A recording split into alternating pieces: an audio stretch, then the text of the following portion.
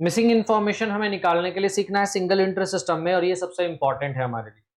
अब देखिए, जब आप मिसिंग इन्फॉर्मेशन निकालोगे तो we have to calculate several accounts. हमें कई सारे इन्फॉर्मेशन निकालने के लिए, मिसिंग इन्फॉर्मेशन को कैलकुलेट करने के लिए हमें कई सारे अकाउंट्स ओपन करने पड़ेंगे। जैसे सपोज कीजिए, अगर आपको कोई सा भी इन्फॉर्मेशन जो डेटर्स से रिलेट करता है, अगर वो मिसिंग है तो हमें डेटर्स अकाउंट प्रिपेयर करना पड़ सकता है। अब देखिए, डेटर्स, आपको पता होना चाहिए कि डेटर्स क्या है। डेटर्स एक एसेट है। डेटर्स क्या है? एक एसेट है। डेटर्स क्या है? एसेट है।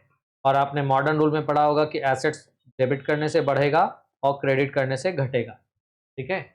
अब देखो, अगर डेटर्स को आपने गुड्स उधार बेचा तो डेटर्स बढ़ेगा, यानी क्रेडिट सेल्स में डेटर्स बढ़ेगा। एक पॉइंट। डेटर्स ने अगर पेमेंट किया तो डेटर्स कमेगा।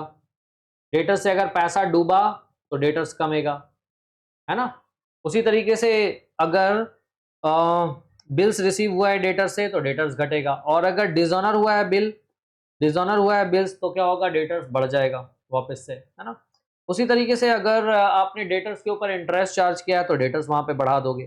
तो इस तरीके से ये सारा का सारा इंफॉर्मेशन ना वो डेटर से रिलेट करेगा। अब यहाँ पे देख लें कि जब आप डेटर्स अकाउंट बनाइएगा तो वहाँ पे जो कॉन्सेप्ट फॉलो करेगा बड़ा सिंपल है। वो ये कि डेटर्स एसेट है, डेबिट करने से बढ़ेगा और क्रेडिट करने से घटेगा। तो अगर कोई ट्रांजैक्शन उसकी वजह से डेटर बढ़ रहा होगा तो डेबिट में एंट्री कर लोगे, और उसकी वजह से अगर डेटर्स घट रहा होगा तो क्रेडिट में एंट्री कर लोगे। Let us see this question. ये जो हम हमारे एग्जांपल नंबर 6 में दिया हुआ है, हम लोग अभी इस क्वेश्चन को सॉल्व करेंगे और वो मिसिंग इन्फॉर्मेशन निकालने की कोशिश करेंगे जो यहाँ पे पूछा गया है। जैसे यहाँ पे देखें क्या निकालने के लिए कहा गया, कैलकुलेट करना है bad debts from the below information, यानी जो इन्फॉर्मेशन हमें दिया गया है इस इन्फॉर्मेशन से हमें बैड डेट्स का कैलकुलेशन करना है। तो कैलकुलेट करते हैं, लेट्स सी। हमें दिया हुआ है opening debtors, closing debtors, amount received, discount allowed, credit sales, bills receivable and bad debts. हमसे पूछा जा रहा है कि what will be the value of bad debts. तो सबसे पहले हम क्या करेंगे?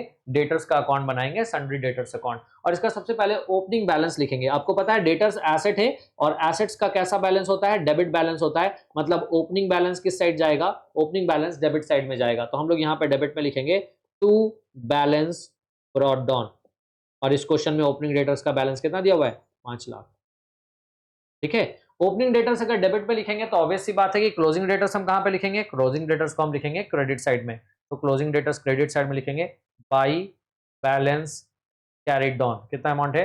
6 लाख, सॉरी 7 लाख। कितना दिया हुआ है? 7 लाख रुपीज।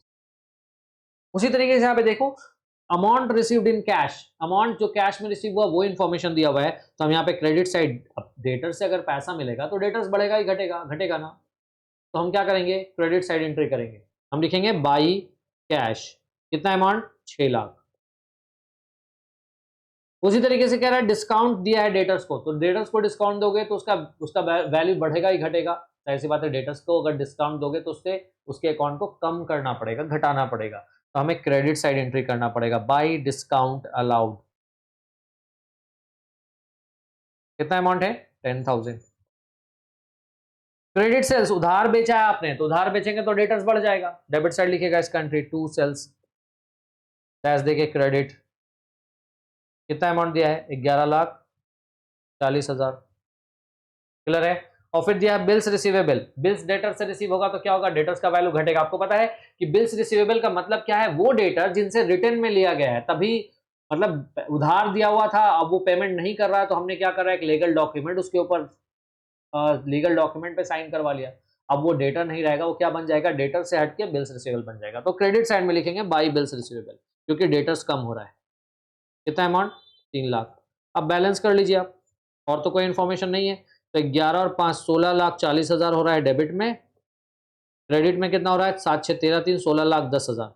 16,40,000 माइनस 16,10,000, 16,40,000 में से 16,10,000 घटाओगे तो 30,000 आएगा। ये आपका बैड डेट्स निकल गया, बाई बैड डेट्स।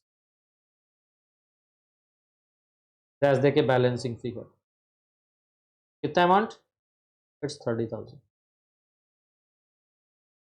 क्लियर है। तो इसी तरीके से हम लोग मिसिंग वैल्यू निकालना सीखेंगे। क्योंकि हमें सिंगल एंट्री से डबल एंट्री का कन्वर्जन सीखना है, तो सिंगल एंट्री से डबल एंट्री के कन्वर्जन में जो सबसे इंपॉर्टेंट टास्क है वो यही कि जो इंफॉर्मेशन मिसिंग है उसको हम कैसे कैलकुलेट करेंगे, उस इंफॉर्मेशन को हम कैसे फाइंड आउट करेंगे, ये निकालना सबसे ज्यादा जरूरी है। पहले तो आप ये बात समझ लीजिए। अब आगे बढ़ते हैं हम लोग।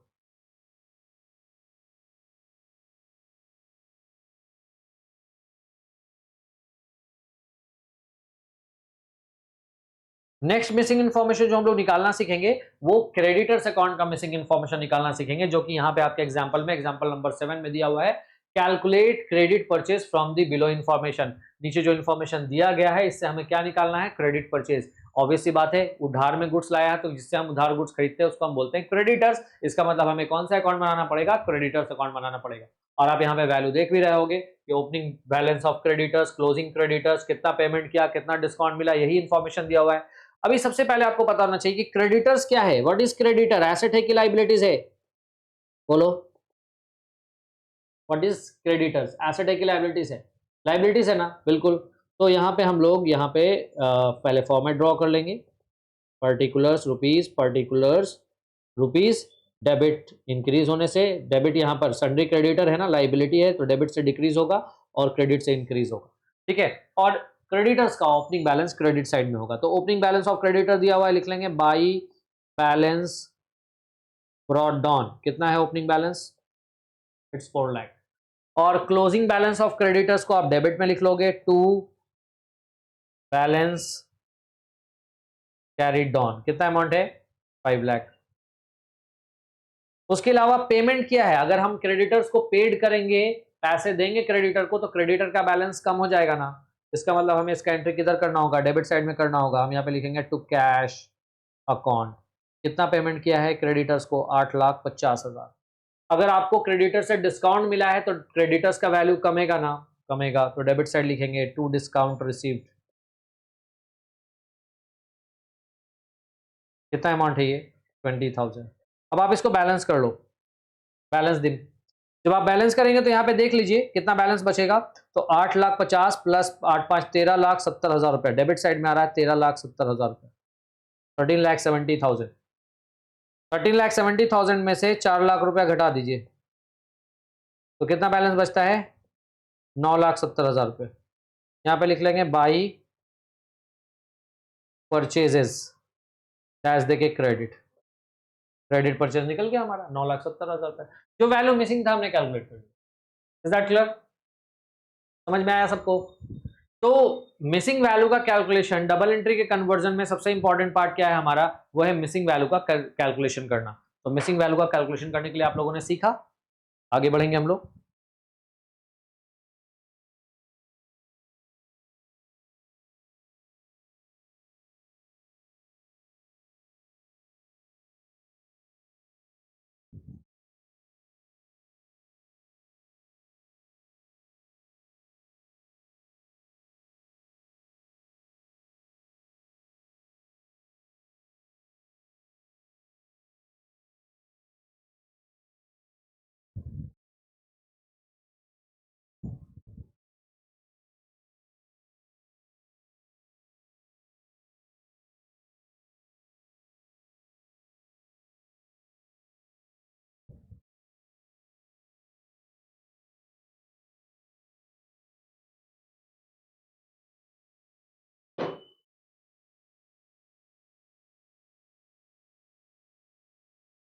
तो दो मिसिंग वैल्यू हम लोगों ने निकालना सीखा। एक तो ये आपने कि डेटर्स अकाउंट हमें बनाना पता चल गया कि डेटर्स अकाउंट बनाएंगे।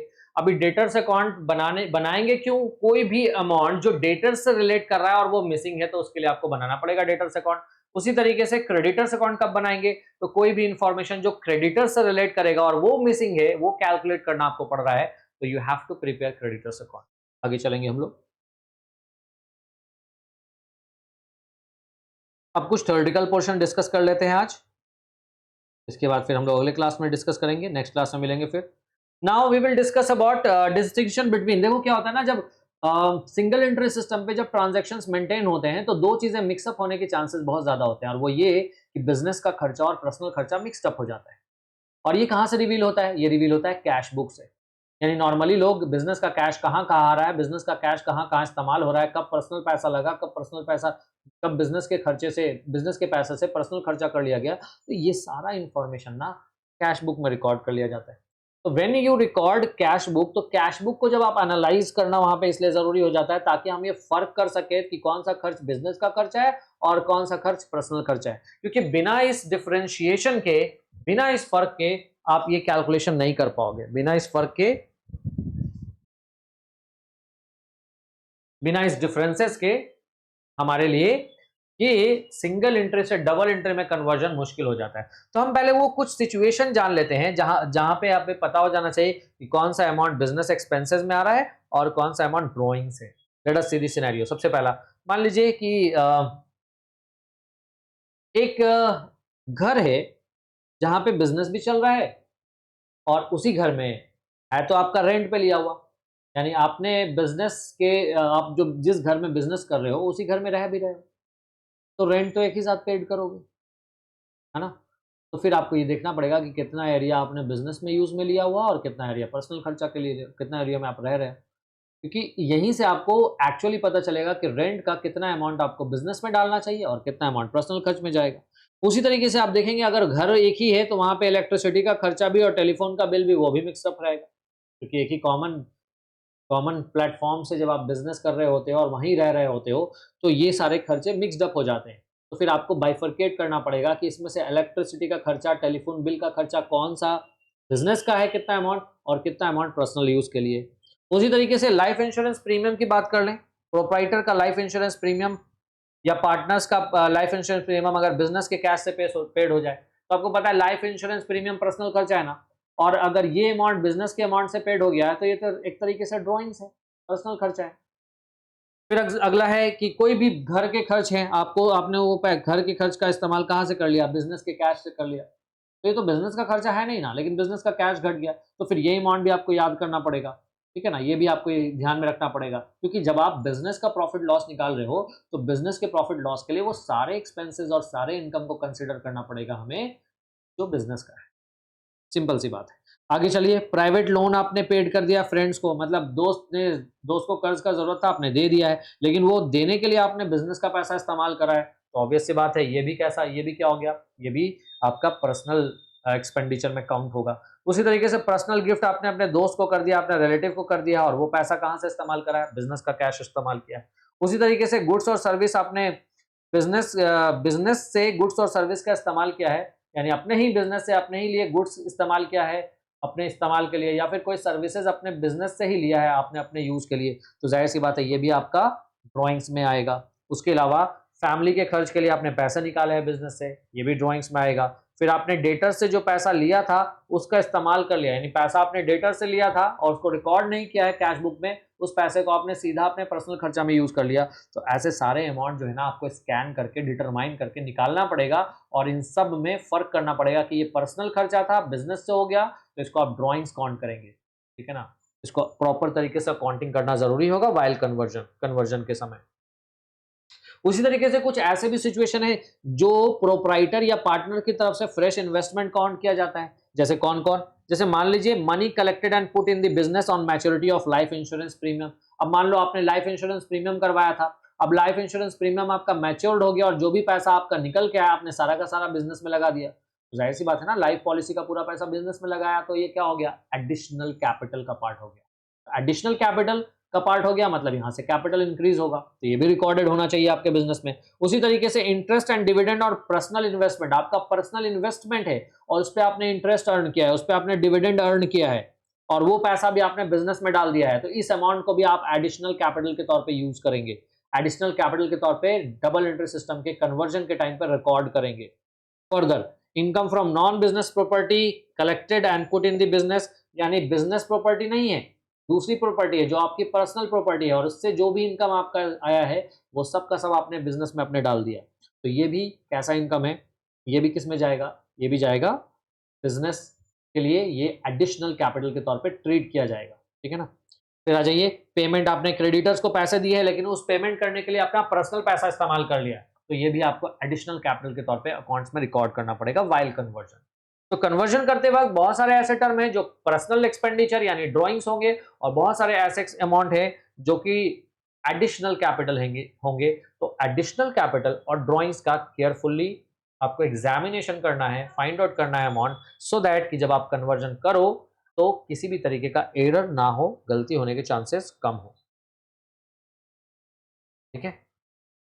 अब इसके बाद से हम लोग जो नेक्स्ट इसके बाद से जितना भी एग्जांपल हम लोग करने वाले हैं, since it is a long question, तो आज हमने सिर्फ जो डिस्कशन किया ना वो डिस्कशन किया कि कैसे आप क्रेडिट सेल्स का कैलकुलेशन करोगे, कैसे आप क्रेडिट परचेज का कैलकुलेशन करोगे, कैसे बिल्स रिसीवेबल रिसीव्ड का कैलकुलेशन करोगे। मतलब ये याद रखो कि debtors, bills receivable, creditors, bills payable, cash book, इतना अकाउंट आपको बनाना है। और उसके अलावा अगर ओपनिंग बैलेंस शीट हमें नहीं पता है, ओपनिंग कैपिटल अगर हमें नहीं पता है, या ओपनिंग एसेट या ओपनिंग कोई लाइबिलिटीज, यानी ओपनिंग डेट का, स्टार्टिंग डेट का एसेट लाइबिलिटीज कैपिटल में कोई भी इंफॉर्मेशन मिसिंग है, तो फिर हमें ओपनिंग स्टेटमेंट ऑफ अफेयर्स बनाना पड़ेगा। So these are the 5 common account, जिसको हमने स्टार्ट में ही आपको बताया था कि 4-5 कॉमन अकाउंट है जो हमें नॉर्मली ओपन करना पड़ता है to find out the missing value, अगर हमें वो मिसिंग वैल्यू नहीं मालूम है।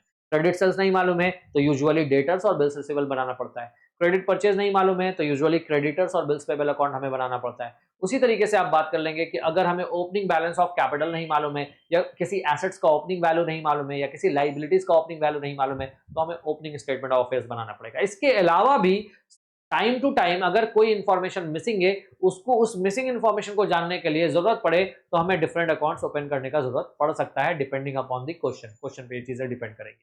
तो अगला जो हमारा लेक्चर होगा ना, इसके बाद जो हम लोग कल ज्वाइन करेंगे, इसमें हम लोग एक लॉन्ग क्वेश्चन को डील करेंगे, विच इज एग्जांपल नंबर 8। जिस एग्जांपल नंबर 8 में हम देखेंगे कि हमें बनाना तो है फाइनल अकाउंट, ट्रेडिंग, पीएल और बैलेंस शीट। मेन ये हमारा 3 अकाउंट है, लेकिन इस चूंकि हम सिंगल एंट्री से डबल एंट्री में जा रहे हैं, तो हमारे पास बहुत सारा इंफॉर्मेशन मिसिंग होगा। तो हम उस इंफॉर्मेशन को कैलकुलेट करने के लिए वर्किंग नोट में बहुत सारे अकाउंट्स बनाएंगे, डेटर्स अकाउंट, क्रेडिटर्स अकाउंट, और जो कोई भी अकाउंट हमें उस क्वेश्चन में बनाने का जरूरत पड़ेगा वो करेंगे।